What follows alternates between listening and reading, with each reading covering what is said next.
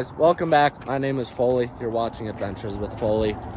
Now today is day one of our deployment to North Carolina for Hurricane Helene disaster relief.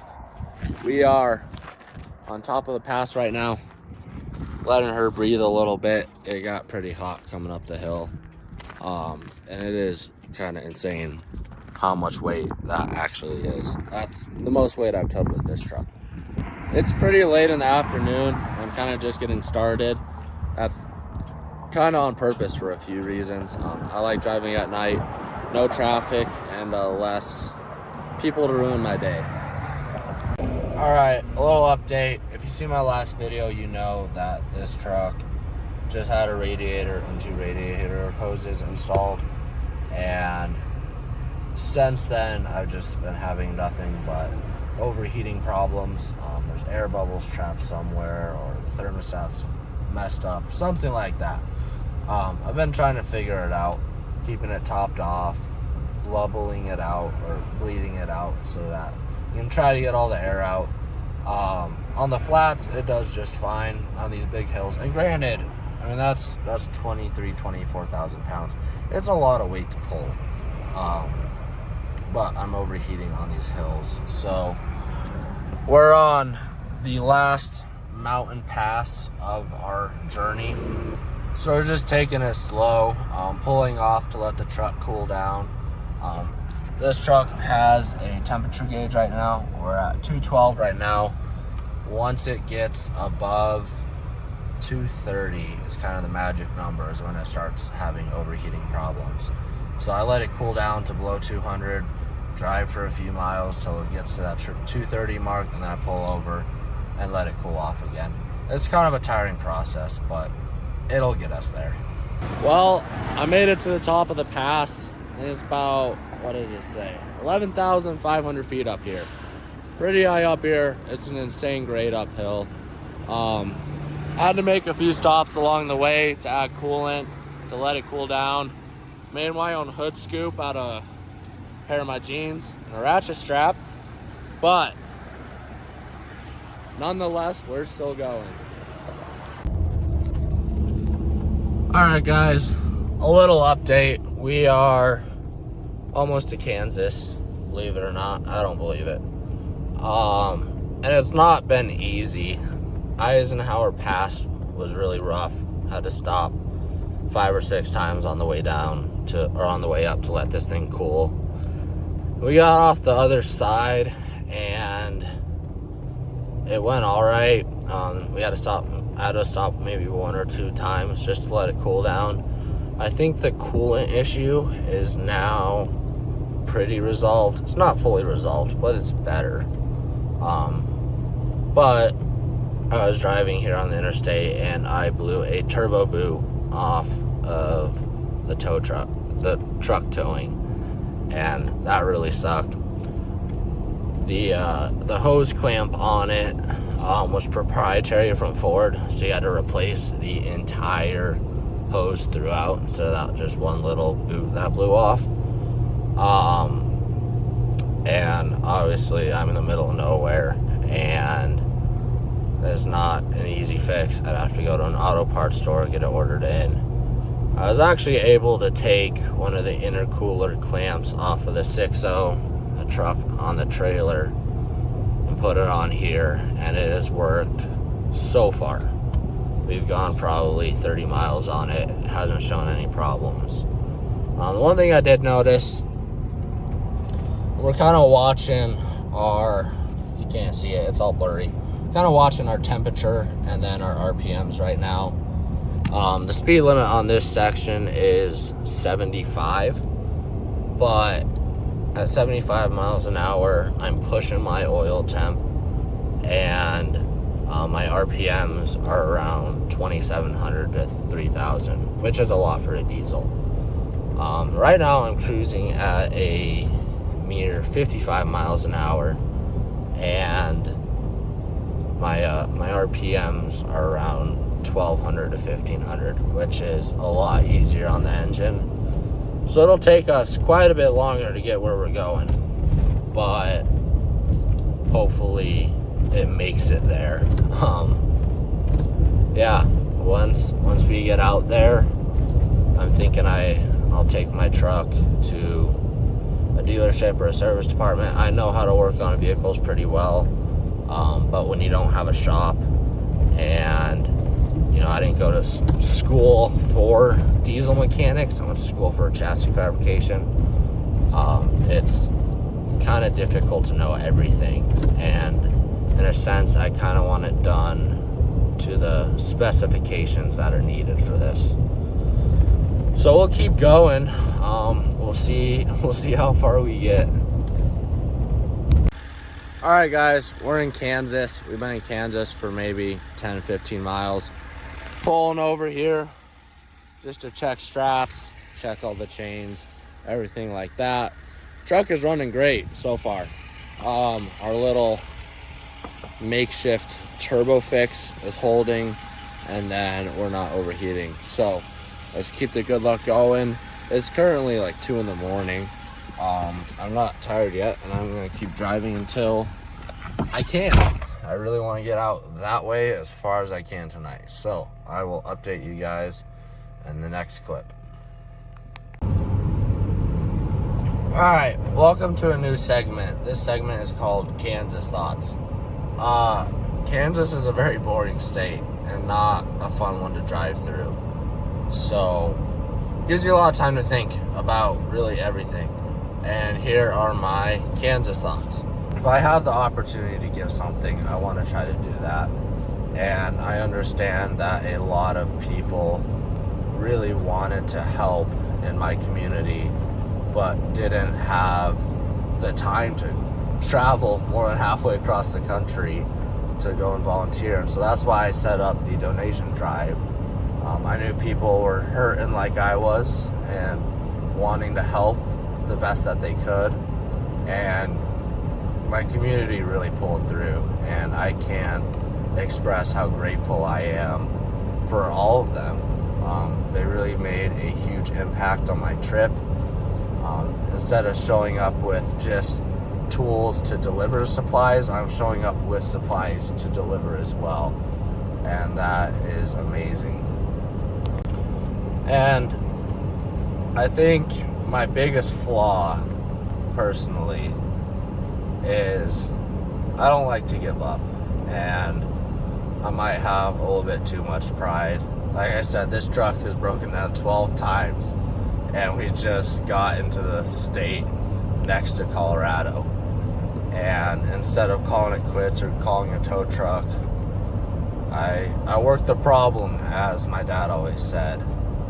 I've always kind of believed that with any problem that I face, if I spend enough time on it, I'll eventually figure it out. And even though it may not be fun in the moment to be stuck on the side of the interstate, it really helps build the person you are. I'm going out to a place that I've never been to before. I don't know what's out there. I don't know really anything. I don't really even know where I'm going. I know I'm going to the western part of a state where a hurricane hit, but I'm still not sure where yet. I'm part of a Facebook group out there full of volunteers, and things change so quickly out there that you really have to kind of just show up and say you're out there, and there'll always be something to do. So on this post every day, people post, this is what I need done today, or this community needs reached today, or whatever the case may be. And so there's a lot of uncertainty, there's a lot of unknown that I'm going into, but I think that's kind of what makes it an adventure. But in the bigger picture, I think it's important for us as humans to step out of our day-to-day norm, step out of what makes us comfortable, and to go on adventures, big and small, to build our character, build who we are, face new challenges, learn how to overcome them.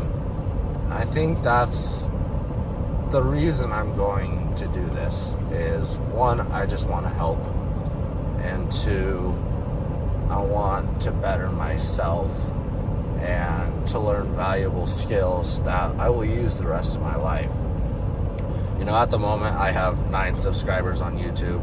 I've said in other videos, and I'll say it again, the reason I started this channel, if you're even watching it, is I wanted to show my family and friends what I was up to. My mom and dad were always asking for videos or pictures of what I'm doing. And I thought, you know what? Why not hold a camera up and try to show what I'm doing?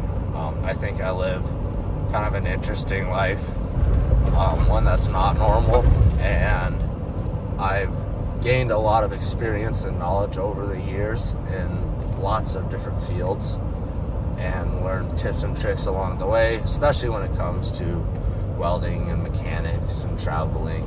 And I think that's something that I can share with other people and that other people might enjoy. But even if they don't, you know, this channel mainly is just to show the people I love what I'm doing. But if you guys want to follow along, that would be awesome. I really enjoy sharing my passions with other people. That was my favorite part about wrangling up in Wyoming is, you know, I worked on a dude ranch. We took guests in and took them on horseback rides. And they come to live the Western experience, you know, for a weekend, for a week. And that's kind of what I do every day. And to be able to show that lifestyle to other people and to share my passion with them is something I really enjoy doing. I think that kind of wraps up the Kansas talk. Hope you guys didn't fall asleep. I'll see you in the next update. So there's a Caterpillar equipment dealer somewhere in the United States named Foley Equipment, and I've seen pictures of it. I actually bought one of their hats and one of their t-shirts online, but I never knew where it was. As it turns out, it's off the side of the interstate in the middle of Kansas. Take a look at this.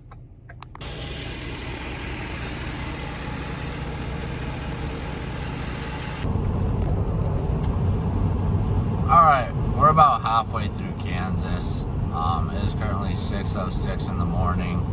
The sun should come up here in a little under 2 hours. But we're still good. We're still trucking. It's awesome because there is absolutely nobody out here. Kind of have the whole road to myself. Truck's been running great. Set my cruise at around 60, and she's happy with that. So we'll keep going. Alright, it is 6:46, exactly an hour until the sun comes up. We're already starting to get a little bit of color in the sky there. But stopped, filled up on some diesel, got a cup of gas station coffee. It's pretty rough. But we're about 250 miles to Kansas City, about 4 hours I think. So we'll see if we make it that far.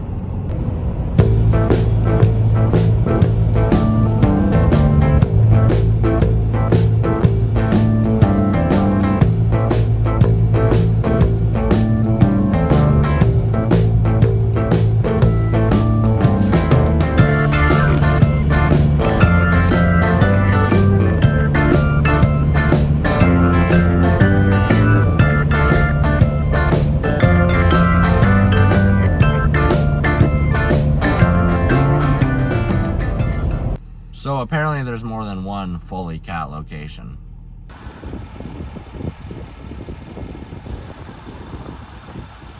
Alright, we're stopping and taking a break. Parked with the big boys back there. We're at a service center. We're gonna see if we can't find that hose clamp that we took off the 6.0.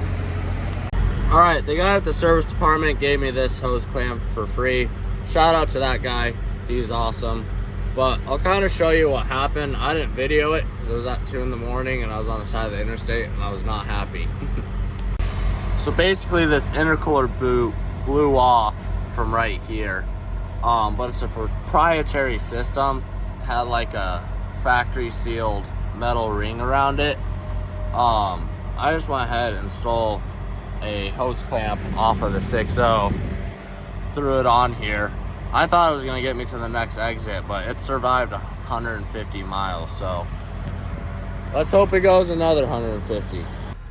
Alright, I guess this is technically day 2. I'm rolling day 1 and day 2 together because it's just driving. Pretty boring. I got an hour of sleep at a truck stop, and then I got a phone call which woke me up. But it was a good phone call.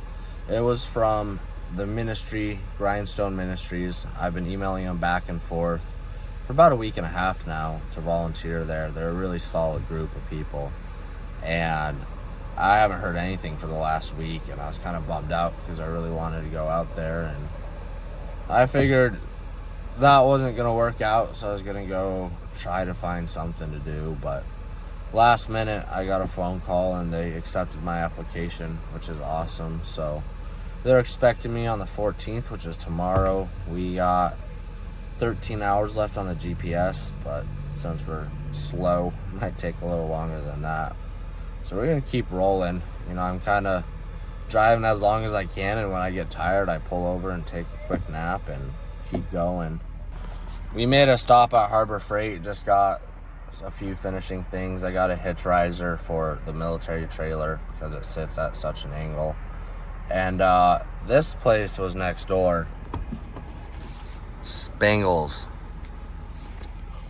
Looks interesting. I'm going to try it, but I don't have my hopes up for this one.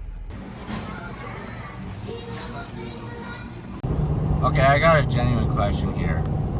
What do people in Kansas do for fun? Like outside?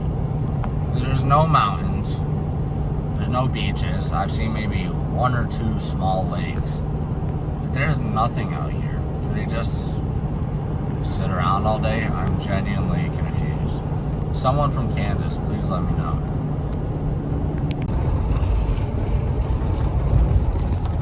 Alright, we made it to Missouri.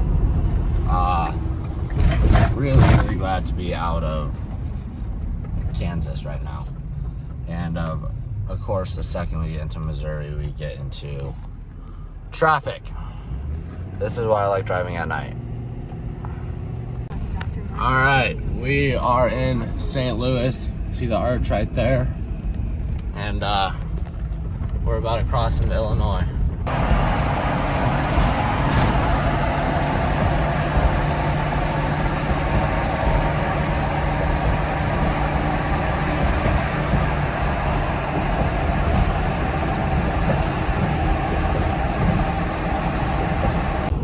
Alright, we're in Illinois now. I really do hate city driving, especially with a load like this. There is nothing fun about it. We made it through though, somehow. I don't know. I kind of look lost out here. You can very clearly tell I don't know how to navigate all these mousetraps. But we made it nonetheless. Alright, we're driving through Illinois now. We got a little bit to drive in this state. It's the last state we're in before we get to Tennessee, and Tennessee is our final destination. Now, I said that we would be working in North Carolina, and don't worry, we are. We're actually basing out of Johannesburg, Tennessee, which is just a few miles from the North Carolina border, and I don't know, probably 10-20 miles from Asheville, which is arguably one of the worst hit areas of North Carolina. I didn't know this. Quick Google search found out that the width of Tennessee is 440 miles, and we will be driving from the most eastern point to the most western point. Other way around, sorry. Kansas is only 411 miles wide, so technically this is going to take longer than it did to drive through Kansas. And Kansas was kind of miserable, so hopefully there's something to actually look at in Tennessee. I've always kind of wanted to see what Tennessee looks like. I've been to Nashville, but I wouldn't really count that. Hopefully there's not too many hills though. We don't like hills right now. We like the flat stuff. So, I will see you in the next update.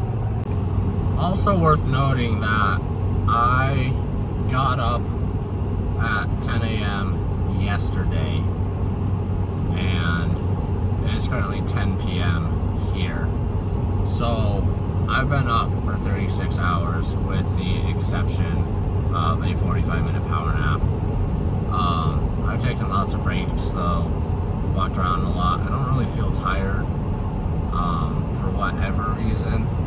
I tried to go to bed earlier, just couldn't fall asleep. I guess I'm just a little excited. So we'll keep going as long as I feel safe and comfortable to do so. Once I start getting sleepy, then we'll pull off for the night and finish it off in the morning. I told them that I was going to arrive at around 6 p.m.